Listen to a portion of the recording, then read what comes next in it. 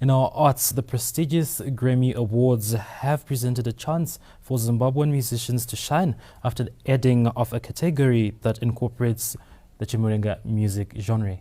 Welcome the development. Music experts explained what the Chimurenga genre entails. Generally, the artist who came up with the name is Thomas Mapfumo. Even if you listen to his music, there are many songs that have nothing to do with the liberation struggle. There are a lot of love songs, a lot of social songs.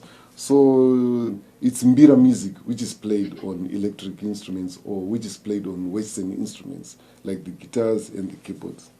Mukundu added that the inclusion of Chimurenga genre at the Grammy Awards is a wake-up call for local musicians to uphold originality and authenticity in their craft, a key requirement for one to make a mark on the global stage. So you are most likely to succeed internationally if you sound like where you come from. Wow. Most of them, they think to eat international, you need to sound like Wana Bena Boy, you need to sound like Wana Beyonce.